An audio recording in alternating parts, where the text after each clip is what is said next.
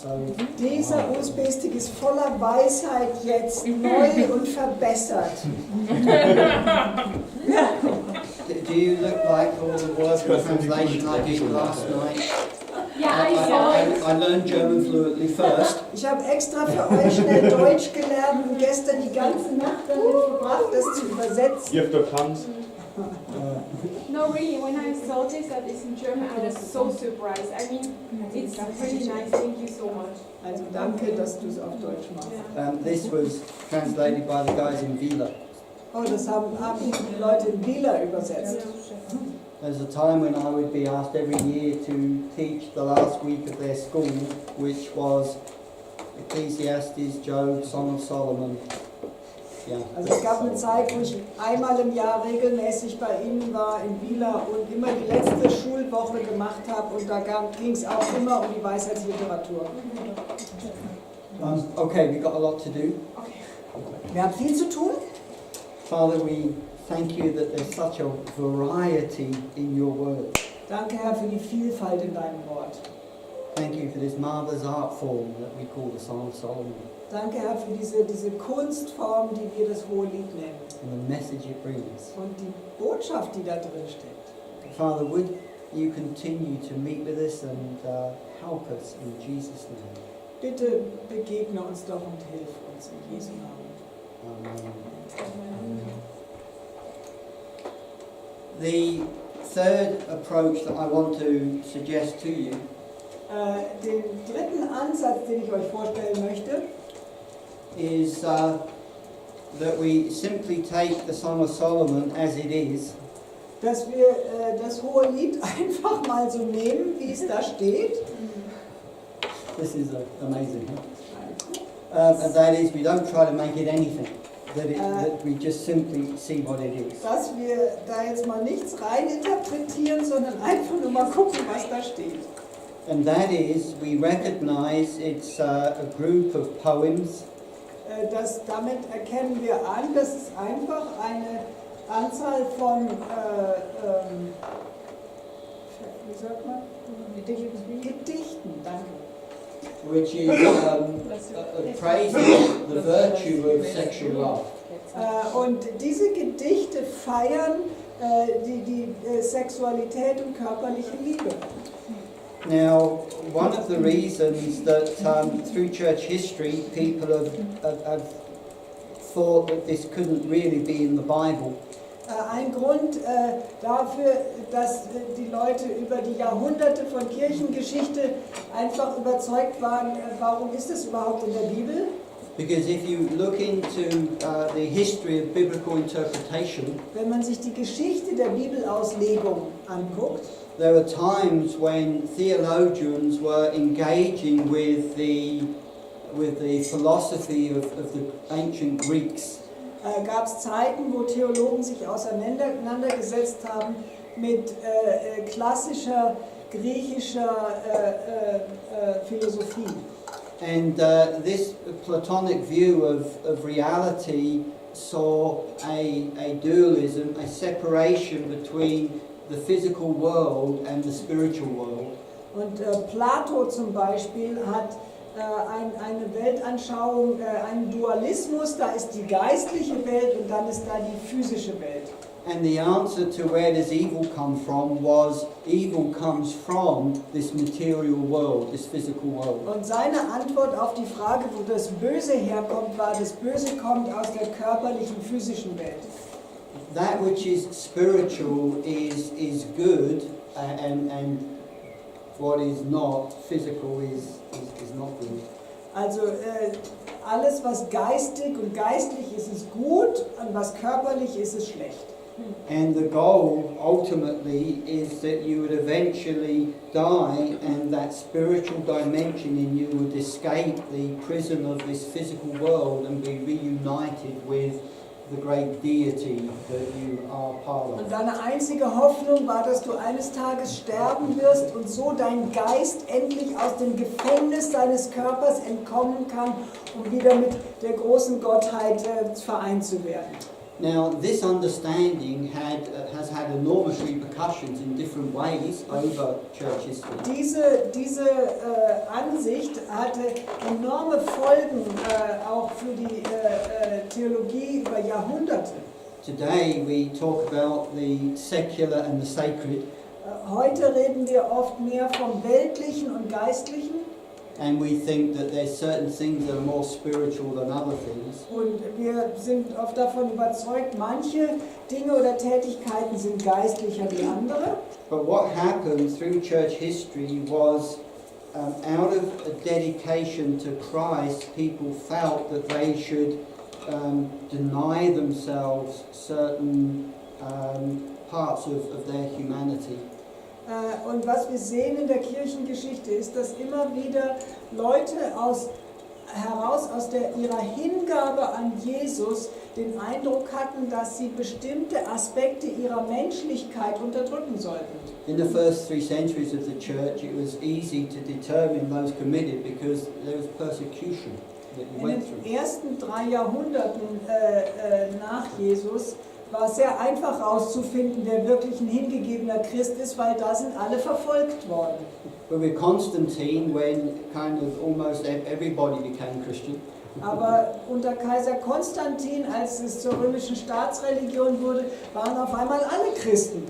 how do you show true devotion to Christ? Und wie konnte man dann noch zeigen, dass man wirklich hingegebener Christ ist? One expression of that was the monastic movement, where people would separate themselves from normal life. Eine Möglichkeit war, dass man Mönch wurde und sich total losgelöst hat vom normalen Leben. And activities like fasting or not sleeping so much or being celibate, these were seen as ways of showing devotion.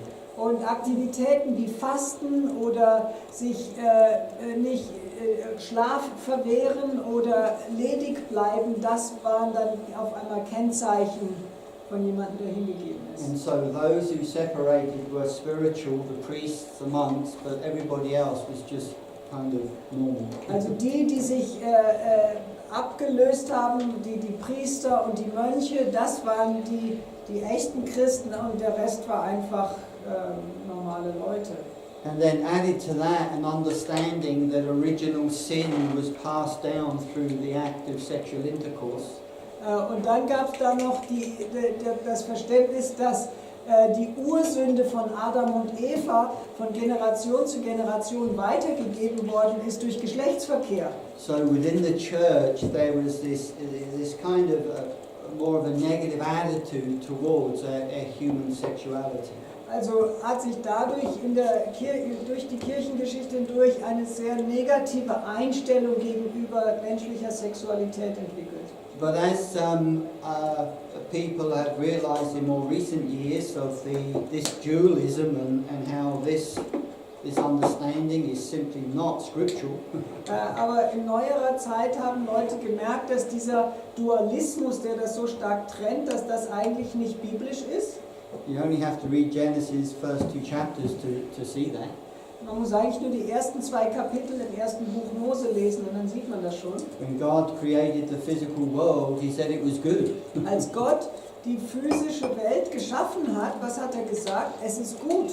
And when He created male and female, He said it is very good. Und als er das Männliche und Weibliche geschaffen hat, hat er sogar gesagt, es ist sehr gut. And so there was been this movement in the biblical studies over these last number of years, which has kind of allowed people to have a new approach to this particular material. Also gab es in den letzten Jahren, Jahrzehnten so eine Bewegung auch beim Bibelstudium, dass man wieder einen neuen Zugang findet auch zu dieser Literatur. And so this particular approach is simply taking it for what it is. Und also dieser Ansatz der Auslegung nimmt diese Literatur einfach für das, was sie ist, was da steht. A group of poems, but there's a unity in all the poems. Also das sind einzelne Gedichte, aber es gibt eine gewisse Einheit. And the characters are the same throughout. It's the same man and the same woman. Die dort vorkommen, die Charaktere, das ist immer der gleiche Mann und die gleiche Frau. And the thing that binds them together is something we'll look at briefly a bit later. That is the structure, a very clear and specific structure. Und was diese einzelnen Gedichte zusammenhält, das ist die Struktur und die Kehrverse. Now, this genre, this kind of literature is actually well known in the ancient world. We discovered through archaeology. Diese Literaturgattung ist übrigens sehr verbreitet und bekannt in der damaligen Zeit, in der damaligen Welt. I spoke about how with the discovery of the Rosetta Stone we can understand ancient Egyptian language. Nachdem man den Rosetta-Stein gefunden hat, kann man ja die ägyptischen Hieroglyphen auf einmal lesen. And what they discovered is that the Egyptians have love poetry that's kind of similar to the Song of Solomon. Und was man dadurch auf einmal herausfinden konnte, ist, dass die Ägypter Liebesgedichte haben, die sehr ähnlich sind wie was wir hier finden. I've got a couple of examples in a few moments for you. Ich habe ein paar Beispiele gleich. But this genre, this kind of literature has certain features that are common to this kind of poetry. Also diese Literaturgattung hat bestimmte Merkmale, die man immer wieder findet dort. The seeking, finding theme that is so often in the kind of romantic stuff. In so romantischer Literatur dieses ganze Thema des Sehnsucht und Suchen und dann Findens, das kommt immer wieder vor. Detailed descriptions of physical beauty. Und eine detaillierte Beschreibung auch der körperlichen Schönheit der Geliebten. And there's a lot of mention in this kind of literature of birds and animals and plants and clothing, perfume, jewelry. Und der Autor bedient sich immer wieder auch Bildern aus der Tier- und Pflanzenwelt oder zieht Parallelen zu Kleidung und Düften und Schmuck und so weiter. And also the intimacy of the bedchamber. Und auch, was sich im Schlafzimmer abspielt, die Intimität wird beschrieben. This will describe in this kind of literature the joy of seeing, hearing the voice, touching, kissing. Und was da beschrieben wird, ist die Freude am, den anderen zu sehen, seine Stimme zu hören, sich zu berühren, sich zu küssen. The smelling, the touching and ultimately sexual intercourse. Sich zu riechen, das Streicheln und auch sexueller Verkehr dann. And some of the language which is used would be the use of family terms. Was man auch immer wieder findet, ist, dass Begriffe aus der Familie kommen. When it says in chapter 5 verse 1 that I come to my garden, my sister, my bride. In Vers 5 steht, ich bin gekommen, meine Schwester, liebe Braut, in meinen Garten. It could kind of, if you took that literally, be kind of weird. Wenn man das jetzt wortwörtlich nimmt, wäre das ein bisschen merkwürdig. He's married his sister. Er heiratet seine Schwester. But that's not the case. It's just part of the language which is used in this genre. Also er heiratet nicht seine Schwester, sondern es ist einfach eine Wortwahl, die häufig vorkommt in dieser Literaturgattung.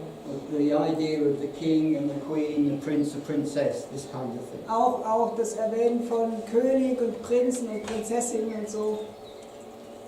Now we have some examples that we're going to explore briefly of this kind of poetry. Ich will noch ein paar Beispiele anderer antiker Liebesliteratur euch vorstellen. I want you to notice how there's such similarities in the kind of language, the description and Und ich möchte einfach, dass ihr auch seht, wie ähnlich sich das anhört. She is one girl, there is no one like her. She is more beautiful than any other. Look, she is like a star goddess arising at the beginning of a happy new year. Brilliantly white, bright skin with beautiful eyes for looking, sweet lips for speaking. She has not one phrase too many. Sie ist einmalig, keine ist so wie sie. Sie ist viel schöner als jede andere. Schau, sie erscheint wie eine Göttin der Sterne zu Beginn eines neuen glücklichen Jahres. Herrlich weiß, mit heller Haut, mit wunderbaren Augen, um zu sehen, mit süßen Lippen, um zu reden. Sie hat nicht einen Ausdruck zu viel. It goes on with a long neck and white breast, with her hair is genuine lapis lazuli, her arms more brilliant than gold, her fingers like lotus flowers, her heavy buttocks and girt waist, her thighs offer her beauty, like a brisk step she treads the ground. She's captured my heart with her embrace. She makes all men turn their necks to look at her. One looks as at her passing by, this one being unique. Mit langem Hals und weißer Brust, ihr Haar wie echter Lapislazuli, ihr Arm herrlicher als Gold, ihre Finger wie Lotusblüten, mit vollem Gesäß und Taille, ihre Hüften zeigen ihre Schönheit, mit festem Schritt schreitet sie daher. Sie hat mein Herz in fester Umarmung. Sie lässt alle Männer den Kopf nach ihr drehen. Einer sieht sie vorbeigehen. Diese hier ist die einzigartige. Lapis lazuli is a blue semi-precious stone. Lapislazuli ist ein blauer Halbedelstein. And that's quite often used as a description in these kind of poems. Und das findet man häufiger in diesen Gedichten. Now, there's another one that I think is one of the best. Gibt es noch einen, das ist eins meiner Lieblingsgedichte. I wish I were your mirror, so that you would always look at me. I wish I were your garment, so that you would always wear me. Ich wünschte, ich wäre dein Spiegel, sodass du mich immerfort ansehen würdest. Ich wünschte, ich wäre dein Kleid, sodass du mich immerfort tragen würdest. I wish I were the water that washed your body. I wish I were the ointment, O woman, so I could anoint you, and the band around your breasts and the bead around your necks. I wish I were your sandal, so that you would step on me. Ich wünschte, ich wäre das Wasser, das deinen Leib wäscht. Ich wünschte, ich wäre die Salbenhofrau, so dass ich dich salben könnte, und das Band um deine Brüste und die Perlen um deinen Hals. Ich wünschte, ich wäre dein Schuh, sodass du auf mir stehen würdest. I have another one that is like the song in that there's different speaking parts. Und dann gibt es noch einen anderen, wo auch verschiedene Charaktere sprechen. And I think when we find the right genre, that gives us keys on how to interpret the song well. Also wenn wir erstmal die richtige Literaturgattung identifiziert haben, dann gibt uns das wie den Schlüssel dazu, den Rest auch zu verstehen. Now, interpreting it actually can be difficult because the poetry is so, I have found it so hard to connect with because it seems so different from the world that I and we live in. Es ist trotzdem immer noch schwierig auszulegen, weil einfach diese Gedichte kommen aus so einer anderen Ecke, als was ich gewohnt bin. Und deshalb finde ich es schwierig, damit wirklich so zu connecten. So I thought we would just take a couple of passages and look at them more in depth. Ich dachte, wir gucken uns einfach ein paar Passagen mal genauer an. You have him coming up on his palanquin to the wedding in chapter 3, verse 6 following. Kapitel 3, Vers 6 beschreibt, wie der Bräutigam in seiner Sänfte zur Hochzeit kommt. And you get no description of the wedding ceremony. Keinerlei Beschreibung der eigentlichen Hochzeit. You go straight to the honeymoon suite in chapter 4. Es springt sofort weiter zum Schlafzimmer in der Hochzeitsnacht oder auf der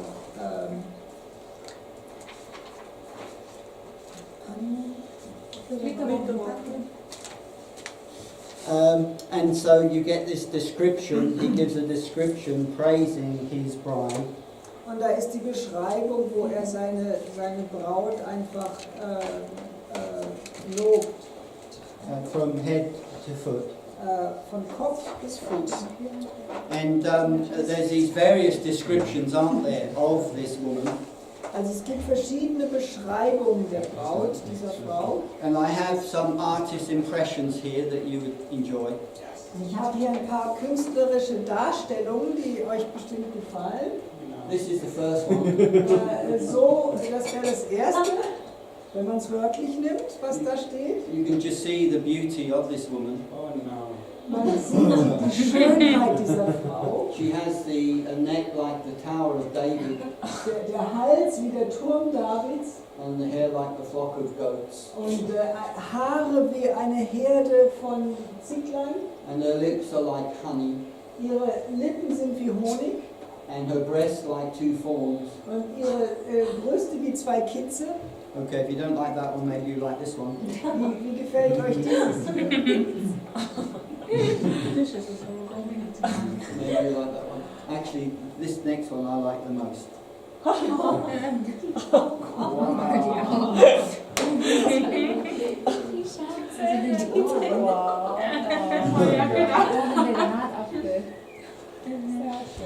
So, and one of the reasons, of course, that we come up with this is because it's hard for us to connect with the imagery because it is so foreign to us. Und ein Grund für diese Darstellung ist, dass es uns echt schwerfällt, mit dieser speziellen Beschreibung und dieser Bildersprache klarzukommen. But if we were to get in a time machine and go back 3,000 years, Wenn wir uns jetzt mit einer Zeitmaschine um 3000 Jahre zurückversetzen and we were going to use metaphors or similes, und wenn wir dort dann Bilder und Metaphern, Vergleiche anstellen, then of course the similarities, the pictures you paint would have to be pictures that they related to and part of their world. dann müssten das Bilder und Vergleiche sein, mit denen die was anfangen können, die in ihrer Welt auch vorkommen. And their world is mostly, of course, agricultural. Und die Welt damals war eine landwirtschaftliche Welt. And so when it comes to chapter 4, verse 1, Wenn man dann Kapitel 4, Vers 1 sieht, how beautiful you are, my love, how very beautiful. siehe meine Freundin, du bist schön, siehe schön bist du. That doesn't need too much interpretation, Da does it? muss man nicht viel interpretieren, um das zu verstehen. But then he says, your eyes are like doves behind your veil. Deine Augen sind wie Tauben hinter deinem Schleier. And doves, if you know about doves, they're known as lovebirds. Wenn ihr ein bisschen was über Tauben wisst, sie sind ja eigentlich oft, werden mit Liebe oft in Verbindung gebracht. They mate for life. Das sind Vögel, die zum Beispiel einen Partner lebenslang wählen. And of course you get these white, fluffy little fluttery things. Das sind eben diese kleinen, süßen, weißen Flatterdinger. And then you have, her hair is like a flock of goats moving down the slopes of Gilead. Deine Haare sind wie eine Herde Ziegen, die herabsteigen vom Gebirge Gilead. Gilead, of course, is the hill country to the east of the Jordan. Gilead ist die Hügellandschaft östlich des Jordans. And it would be hard for us to picture this. For many of us, it's so different to what we would expect. Wir können uns das oft gar nicht genau vorstellen, weil es anders ist, als wir meinen. I think the closest to of this picture that I've come across Ich glaube, das dichteste, wo ich da dran gekommen bin, an das Bild, is a movie that I watched years ago. It's an Australian movie called The Man from Snowy River. ist ein Film aus Australien, der Mann vom Snowy River. And in it are this group of wild horses. Und in diesem Film gibt es eine Gruppe von Wildpferden. And there's a scene I remember when these wild horses were stampeding and running. Und da gibt es eine Szene, wo diese Wildpferde alle miteinander galoppieren. And they came across this flat area, and then there was a steep incline going down. Und sie galoppieren über eine Ebene und dann geht es auf einmal steil runter. And it was great camera work because you saw these horses coming along and then flowing down this steep area. Und das war super, wie die Kamera das eingefangen hat, wie die Pferde kamen und dann wie so runtergeflossen sind den Hügel. And it actually was really quite spectacular. Also es war wirklich spektakulär. And I think that is the point he's trying to make. Ich glaube, das ist es, was da beschreiben will. Not that her hair was smelly and dirty and like goats. Nicht, dass ihre Haare dreckig und stinkig waren wie Ziegen, But the weight of the hair over her head and shoulders. sondern dass ihre Locken so runtergeflossen sind über die Schultern wie eben so eine Herde, die den Hügel runterrennt. And that of course would be a compliment and not the other. Und das wäre dann auch ein echtes Kompliment und nicht das Gegenteil. And then your teeth are like a flock of shorn ewes that have come up from the washing. Deine Zähne sind wie eine Herde geschorener Schafe, die aus der Schwemme kommen. And if you're not familiar with the work of a shepherd, you may not get this one. Und wenn du noch nie einen Hirten bei der Arbeit beobachten konntest, wirst du das nicht nachvollziehen können. Probably the sheep look different to this one, Wahrscheinlich haben die Schafe damals anders ausgesehen wie dieses, but this will serve their purpose. aber das funktioniert hier. This is the sheep before it has been shorn, Das ist ein Schaf vor der Schur and this is the sheep after. und so sieht es nachher aus. And I don't think it's the same sheep, Ich glaube nicht, dass es das gleiche Schaf ist, but you'll notice how white that sheep looks. aber seht ihr, wie weiß das Schäfchen ist? And you put it through the water, and the sheep comes up, and it looks really white. Und wenn die dann noch gewaschen werden und dann da rauskommen aus der Wäsche, dann sehen sie wirklich ganz strahlend weiß aus. And he goes on to say, all of which bear twins. Und dann geht es weiter, dass da steht, dass sie alle Zwillinge haben. Today we would have said this woman's gone to the orthodontist. Heute würde man als Vergleich vielleicht nehmen, diese Frau war beim Kieferorthopäden.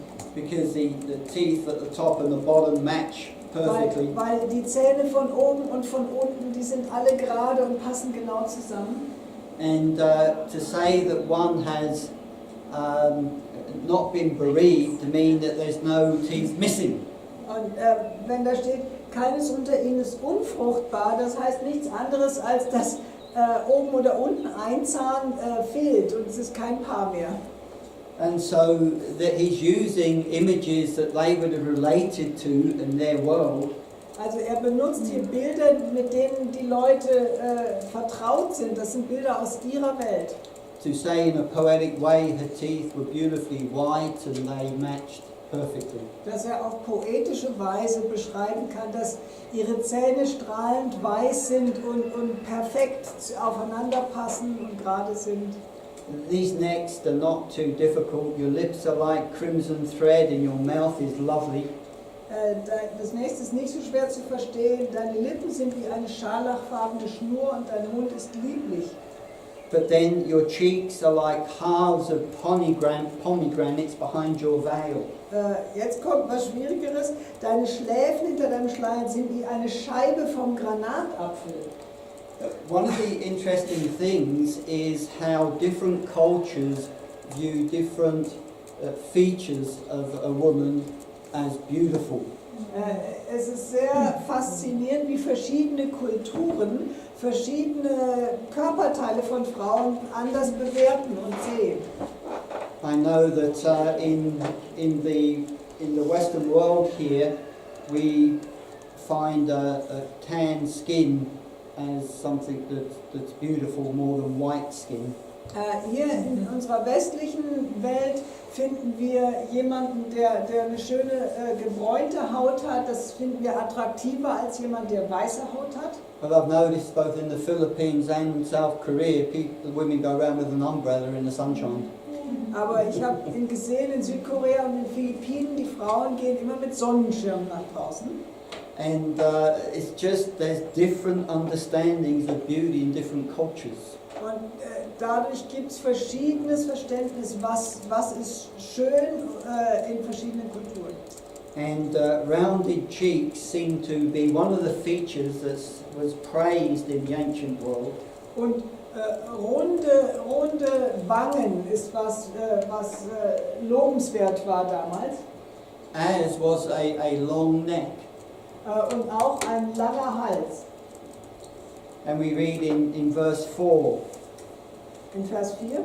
your neck is like the Tower of David building courses. Dein Hals ist wie der Turm Davids mit Brustwehr gebaut. Now we don't know where this tower is or what it looked like.